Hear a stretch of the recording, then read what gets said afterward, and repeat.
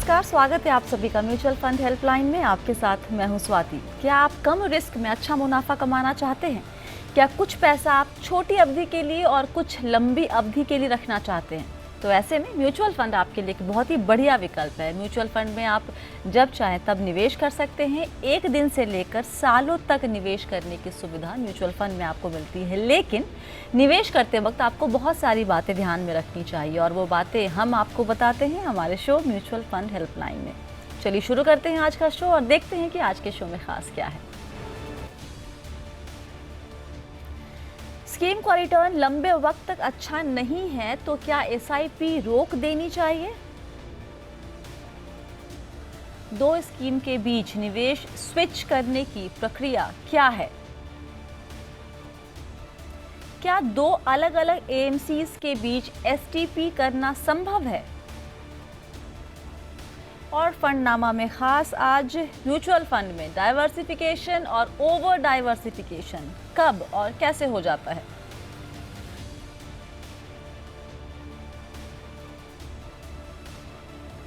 और आज सवालों के जवाब देने के लिए हमारे साथ हैं मनी फंड के सीईओ और को फाउंडर मोहित गांग। मोहित, बहुत बहुत स्वागत है शो में आपका। कैसे हैं? Thank you. बिल्कुल बढ़िया स्वाति, आप कैसे हैं? बहुत बढ़िया। पहला सवाल लेते हैं। निपुण अग्रवाल हमारे साथ जुड़े हैं फोन लाइन पर। निपुण जी नमस्ते, कहाँ से बात कर रहे हैं आप? नमस्कार मैम, मैं अमृतसर से बोल रहा हूँ। जी बताइए। मैम, जनवरी 2017 से मेरी एक एसआईपी चल रही है Aditya Birla Sun life pure value fund में।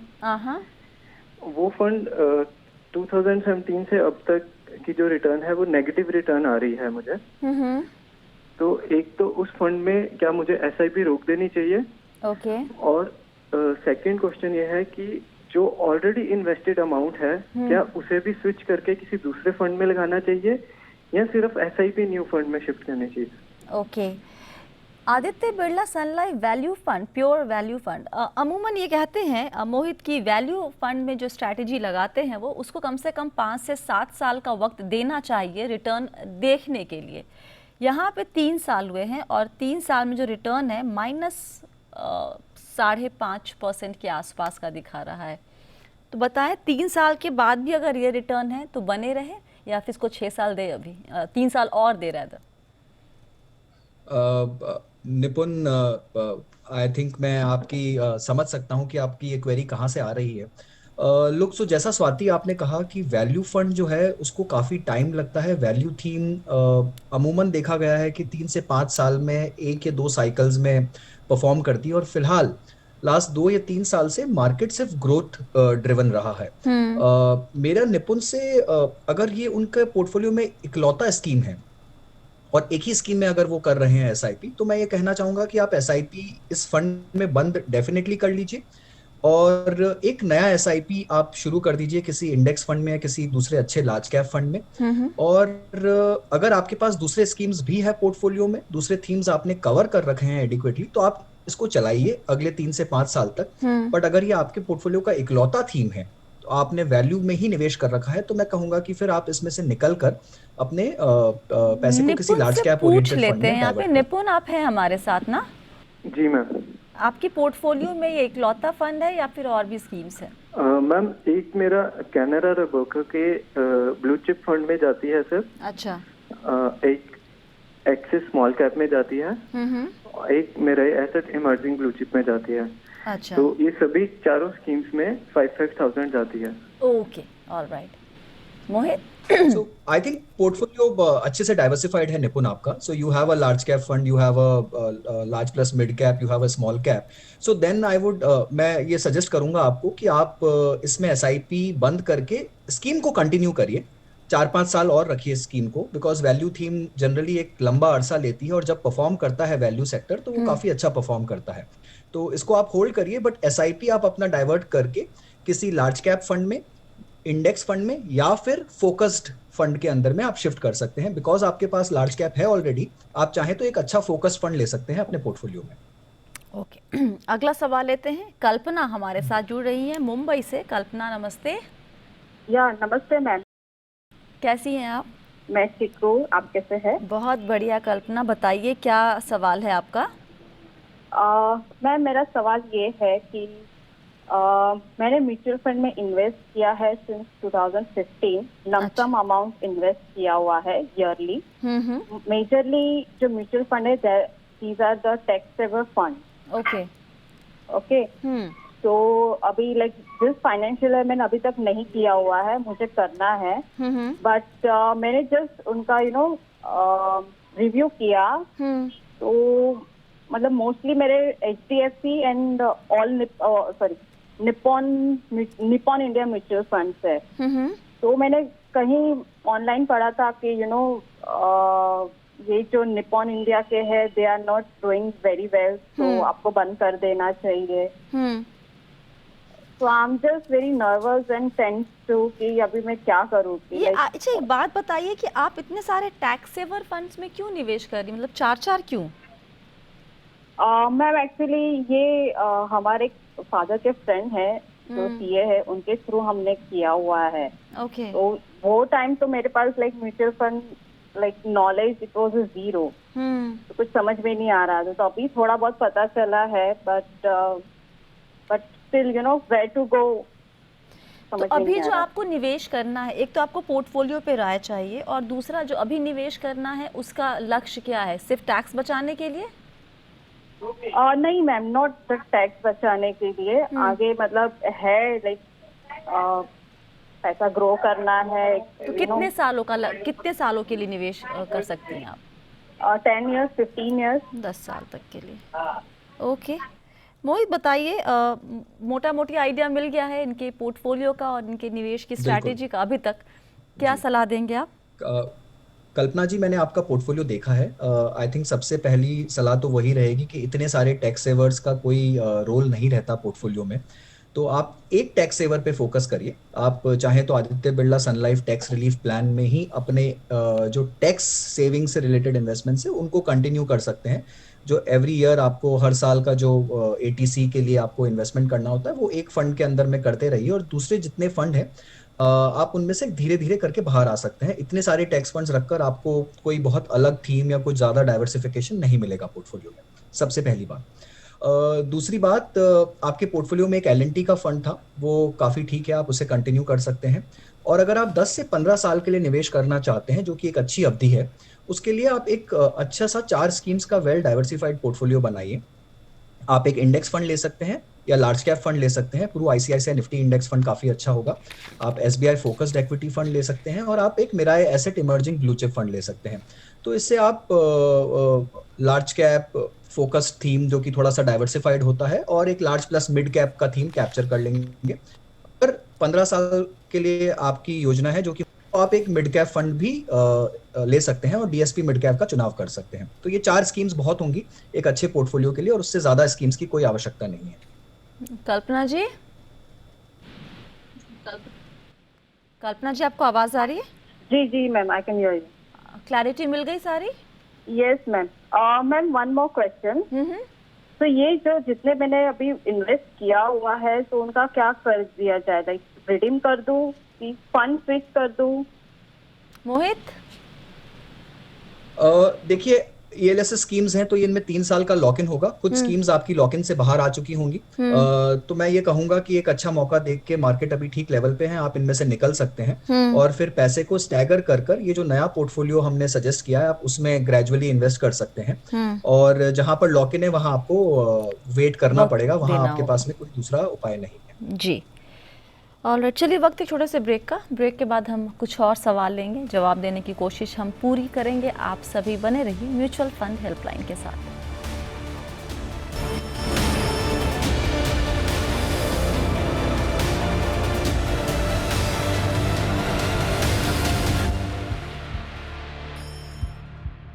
म्यूचुअल फंड हेल्पलाइन में एक बार फिर से आप सभी का स्वागत है। आज आपके सवालों के जवाब दे रहे हैं मनी फ्रंट के CEO और को-फाउंडर मोहित गांग। अगला सवाल RK शर्मा जी गुड़गांव से हमारे साथ जुड़े हैं। शर्मा जी नमस्ते।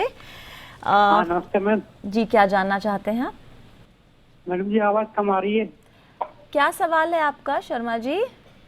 मेरा पहला सवाल है कि मुझे 2000 की एडिशनल शिप करनी है। हाँ। उसको मिड कैप फंड में करूं या मैं गोल्ड फंड में करूं? अच्छा, तो एक बार आपका ये जो आप निवेश कर रहे हैं इतना सारा इक्विटी में, ये आप खुद के लिए कर रहे हैं या किसी और के लिए कर रहे हैं? नहीं, मेरी ग्रैंड डॉटर है 10 साल की उम्र, उसके लिए मैं पैसा इकट्ठा कर रहा हूँ। उसके लिए कर रहे हैं, बहुत अच्छी बात है। तो ऑलरेडी आपका 12,000 की SIP चल रही है। हाँ जी, अभी 3,000 की और करनी है। 3,000 की और करनी है। ओके, सो 3,000 की SIP इनको और करनी है। पोर्टफोलियो एक बार क्विकली चेक कर लीजिए मोहित, और बताएं कि अगला जो ये एडिशन है, ये मिड कैप में करें या फिर गोल्ड फंड ले। शर्मा जी, पहले तो आपको बहुत बधाई देना चाहूँगा। बहुत अच्छी तरीके से आपने अपना पोर्टफोलियो बनाया है, सारी ही कैटेगरीज को आपने कवर किया है। मिड कैप स्कीम आप बिल्कुल ले सकते हैं अपने पोर्टफोलियो में। एक्सिस मिड कैप आपने लिखा था और वो स्कीम अच्छी है, आप उसका चुनाव कर सकते हैं बिल्कुल। गोल्ड भी एक अच्छा निवेश है, और अगर आप अपने ग्रैंड डॉटर के लिए प्लानिंग कर रहे हैं तो आप गोल्ड फंड में भी इन्वेस्ट कर सकते हैं। मेरी राय ये रहेगी हालांकि कि RBI की तरफ से सोवरेन गोल्ड बॉन्ड्स के इशू आते हैं। हालांकि इस फाइनेंशियल ईयर में अब कोई इशू बचा नहीं है आने के लिए, पर रेगुलरली वो आते हैं। तो गोल्ड निवेश के लिए वो एक बहुत अच्छा उपाय है।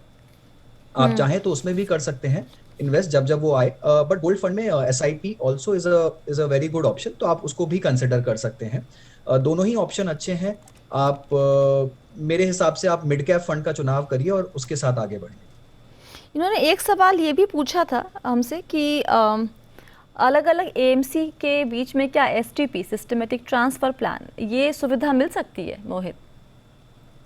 नहीं शर्मा जी, आप STP किसी एक AMC से दूसरे AMC में नहीं कर सकते। तो HDFC के स्कीम से आप ICICI के स्कीम में STP नहीं कर पाएंगे। STP सिर्फ सेम फंड हाउस के स्कीम्स में ही हो सकता है। तो आप HDFC के लिक्विड फंड से HDFC के इक्विटी फंड में या किसी दूसरे स्कीम में कर सकते हैं STP। तो सिस्टमैटिक ट्रांसफर सिर्फ with in same AMC he allowed होता है। Okay, Sharma ji, PPF account खोल सकता हूँ सर? आपकी उम्र क्या है? 70 ईयर्स?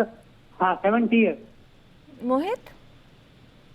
शर्मा जी, मेरी राय ये रहेगी आपको कि आप PPF अकाउंट अपनी ग्रैंड डॉटर के नाम में खोलिए, वो बेटर रहेगा। हालांकि लाइबिलिटी आपकी ही बनेगी, इंटरेस्ट इनकम जो भी जनरेट होगा PPF से, जो टैक्स फ्री होता है, बट फिर कंप्यूटेशन में आपके ऐड होगा, क्लब होगा, या फिर उनके गार्जियंस के कंप्यूटेशन में क्लब होगा।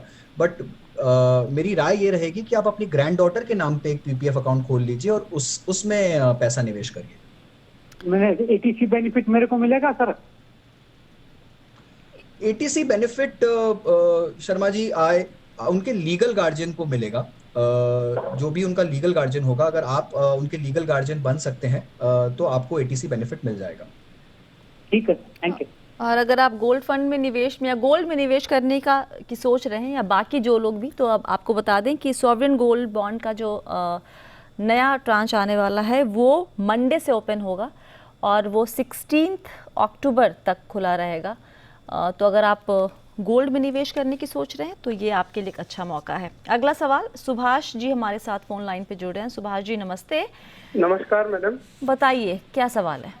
मैडम, मैं हमेशा ये चाह रहा था कि मेरे इसमें थोड़ा गोल्ड का पोर्टफोलियो भी हो, लाइक 10% और 15% ऑफ द टोटल पोर्टफोलियो जी।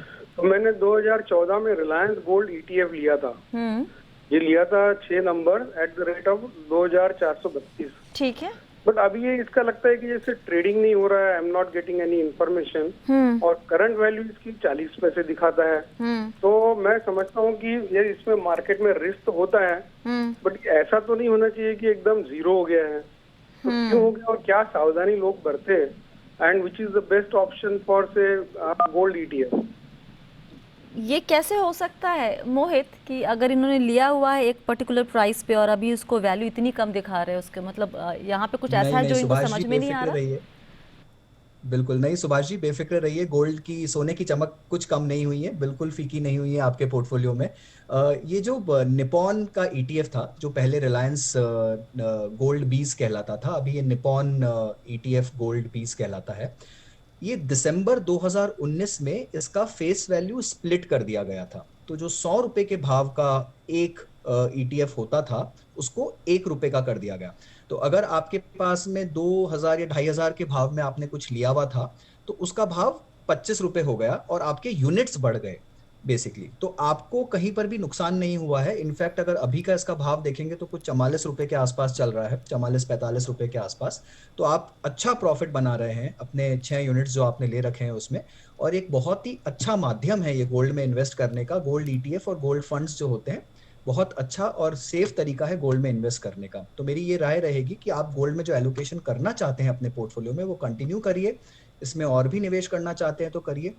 बहुत जगह, बहुत सारी वेबसाइट्स पे मैंने देखा है जहां पर आप अपना पोर्टफोलियो ट्रैकिंग के लिए डालते हैं, वहां पर इस स्प्लिट को ठीक तरह से दर्शाया नहीं गया है। तो वो वेबसाइट्स आपको लॉस दिखाती है आपके पोर्टफोलियो में, बट ऐसा नहीं है। आप फंड हाउस से स्टेटमेंट मंगवाइए और उस स्टेटमेंट में आपको सही पिक्चर मिल जाएगी।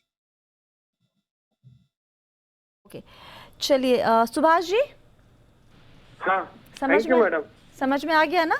हाँ हाँ हाँ, बिल्कुल। चलिए, बढ़िया। अब यहाँ पर हम रुक करते हैं हमारे खास सेगमेंट फंडनामा की तरफ।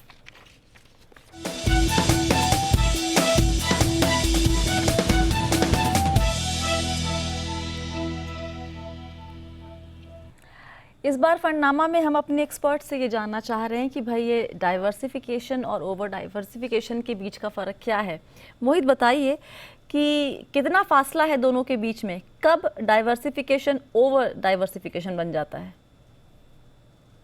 जी स्वाति, ज़्यादा फासला नहीं है एक्चुअली। बहुत ही क्या बोलते हैं, हेयरलाइन डिफरेंस जिसे कहा जाएगा वैसा होता है। अगर इसका थोड़ा सा बैकग्राउंड दूं तो 1952 में हैरी मार्कोविट्स नामक एक इकोनॉमिस्ट ने एक मॉडर्न पोर्टफोलियो थ्योरी बनाई थी, जिसमें उन्होंने कहा था कि आप पोर्टफोलियो को कुछ इस तरह से बनाएं जिसमें ऐसे एसेट्स का चुनाव करें जो कि आपस में जिनका रिटर्न और रिस्क प्रोफाइल लिंक्ड ना हो।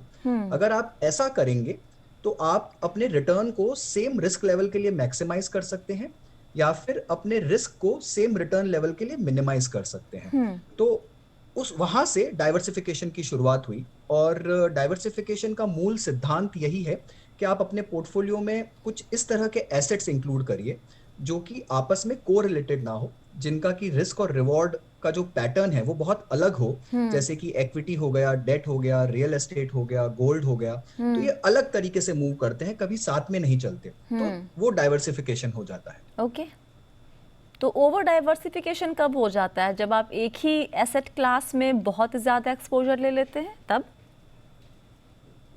हाँ, देखिए होता क्या है, लोगों को लगता है कि अगर मैंने 10 या 15 या 20 स्कीम्स ले ली हैं अपने पोर्टफोलियो में तो मैंने अपने पोर्टफोलियो को डाइवर्सिफाइड कर दिया। तो वो बिल्कुल गलत तरीका है सोचने का। अगर आप 10 से ज्यादा स्कीम ले रहे हैं तो वो एक्चुअली क्लटर हो गया है। उसमें आपको कुछ डाइवर्सिफिकेशन नहीं मिलेगा, बिकॉज मोस्टली सारे ही फंड मैनेजर्स एक सिमिलर कैटेगरी में वही स्टॉक्स का चुनाव करते हैं। एक छोटा सा अगर हम एग्जाम्पल लें तो जैसे लार्ज कैप कैटेगरी है, लार्ज कैप कैटेगरी में आपको टॉप 100 स्टॉक्स में से अपना पोर्टफोलियो बनाना है, जैसा कि सेबी का मैंडेट है। राइट? तो अब अगर वहां पर आप 5 स्कीम ले लेंगे तो पांचों स्कीम सिमिलर स्टॉक्स ही ले रही होंगी, तो आपको कुछ डाइवर्सिफिकेशन नहीं मिला। तो अगर आपने एक ही कैटेगरी की बहुत ज्यादा स्कीम्स भर ली हैं तो वो एक्चुअली ओवर डाइवर्सिफिकेशन है। हर कैटेगरी में एक स्कीम बहुत हो जाती है। तो आप उस तरह से चाहे तो 3 या 4 अलग अलग categories, large cap, mid cap, small cap include कर लीजिए। हालांकि वो भी सारी इक्विटी से लिंक्ड होंगी, तो वो इतना डाइवर्सिफिकेशन नहीं है, बट कुछ हद तक पोर्टफोलियो अलग हो जाएगा। ये एक तरीका हो गया। दूसरा तरीका ये हो गया कि आप अलग अलग फंड मैनेजर्स का चुनाव कर ले, तो वो भी एक तरीका है डाइवर्सिफिकेशन करने का। या फिर सबसे अच्छा तरीका है डाइवर्सिफिकेशन का कि आप ये 4 या 5 अलग तरह के एसेट्स इंक्लूड करें। आप 2 इक्विटी की स्कीम लीजिए, 2 डेट की स्कीम लीजिए, एक गोल्ड का स्कीम रखिए, कुछ एक कमोडिटीज का और थीम रखिए और कुछ रियल एस्टेट से जुड़ा हुआ इन्वेस्ट करेंगे, तो ये एक प्रॉपर डाइवर्सिफाइड बास्केट बन जाएगा। मुझे अभी भी ओवर डाइवर्सिफिकेशन का कॉन्सेप्ट बहुत क्लियर नहीं हो रहा है मोहित, आई एम सो सॉरी, थोड़ा सा स्लो चल रहा है मेरा प्रोसेसर इस मामले में। फंड मैनेजर के लेवल पे भी आप डाइवर्सिफाई कर सकते हैं, एएमसी के लेवल पे भी डाइवर्सिफाई कर सकते हैं, ऑफ कोर्स कैटेगरी इक्विटी की बहुत सारी आप उस लेवल पे भी कर सकते हैं। तो अगर हम सब बेसिस पे डाइवर्सिफाई करें तो भी तो मेरे पास बहुत सारे फंड्स हो जाएंगे मेरे पोर्टफोलियो में, तो क्या वो नहीं स्वाति, हाँ, तो मैं ये कह रहा था कि देखिए 5 से 8 स्कीम्स का पोर्टफोलियो बहुत हो जाता है। उसके बियॉन्ड लेने से आप सिर्फ रिपीटेटिव स्टॉक्स ही खरीद पाएंगे। तो जो भी स्कीम्स आप लेंगे उनका जो अंडरलाइंग पोर्टफोलियो है, जो फंड मैनेजर्स खरीदते हैं, वो ज्यादा डिफरेंट नहीं हो पाएगा उससे ज्यादा अगर आप स्कीम्स भरेंगे। प्लस ओवर डाइवर्सिफिकेशन करने में आपको बहुत ज्यादा ट्रैकिंग करना पड़ता है, बहुत ज्यादा आपको सारी स्कीम्स के जो परफॉर्मेंसेस हैं, जो रेशियोज हैं, उनका ध्यान रखना पड़ेगा, उनमें क्या हो रहा है, किस तरह के ऑब्जेक्टिव्स हैं, उस सब पे भी ध्यान देना पड़ता है। और कहीं ना कहीं आपका रिटर्न भी सफर करता है, बिकॉज होता ये है कि कुछ 2 या 3 चीजें जो बहुत अच्छी परफॉर्म करती है, आप उनमें अगर अपना एलोकेशन बढ़ाएंगे तो वो आपके ओवरऑल पोर्टफोलियो रिटर्न के लिए अच्छा होता है। डाइवर्सिफिकेशन के चक्कर में बहुत सारे निवेशक मैंने देखा है कि टेल बहुत बड़ा कर देते हैं अपने पोर्टफोलियो का। तो वो 10 के बाद जब 15-20 स्कीम्स इंक्लूड करते हैं तो एलोकेशंस बहुत छोटे हो जाते हैं, कुछ 1-1, 2-2% एलोकेशन। उससे आपका परफॉर्मेंस ओवरऑल सफर ही करता है, और जो अच्छी क्वालिटी के स्कीम्स हो सकते थे वहां पर आपका एलोकेशन कम हो जाता है। तो इसकी काफी सारी खामियां भी है अगर आप बहुत ज्यादा चीजें बढ़ा देंगे अपने पोर्टफोलियो में। तो जैसे खामियों को अगर थोड़ा आप बता सके कुछ पॉइंट्स। तो जैसे मैंने कहा कि आपका टेल रिस्क बहुत बढ़ जाता है, आपकी जो पोर्टफोलियो के जो छोटे एलोकेशंस होते हैं वो बहुत ज्यादा हो जाते हैं, उनको ट्रैक करना मुश्किल हो जाता है। आपका जो रिटर्न है, जो कि क्वालिटी रिटर्न है, जो कि कॉन्सेंट्रेटेड पोर्टफोलियो में आ सकता है। कॉन्सेंट्रेटेड मतलब आप 5 से 7 स्कीम रखेंगे जिनका सबका एलोकेशन मान लीजिए 10 से 15% के बीच में हो, तो वहां पर आपका रिटर्न अच्छा बनेगा।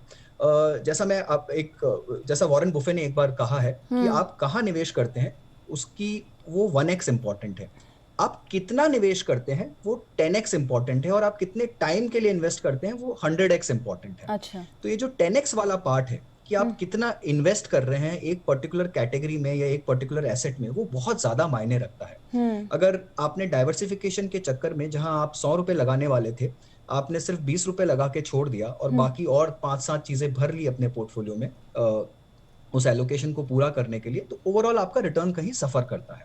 वो डाइवर्सिफिकेशन ओवर जब हो जाता है तो उसकी बहुत सारे नुकसान होते हैं पोर्टफोलियो में। उससे तो कॉस्ट मेरी भी राय यही रही, निवेश का जो कॉस्ट है वो भी बढ़ता है ओवर डाइवर्सिफिकेशन से।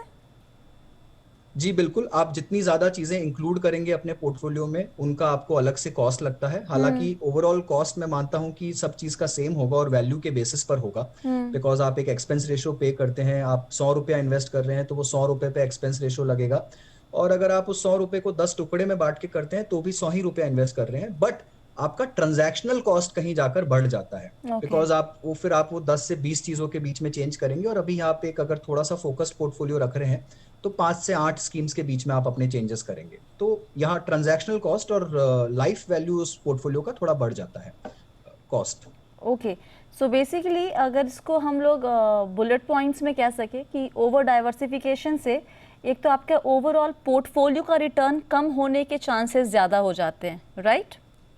आपका ट्रांजैक्शन कॉस्ट बढ़ता है तो उसका भी रिटर्न पे इम्पैक्ट पड़ता है।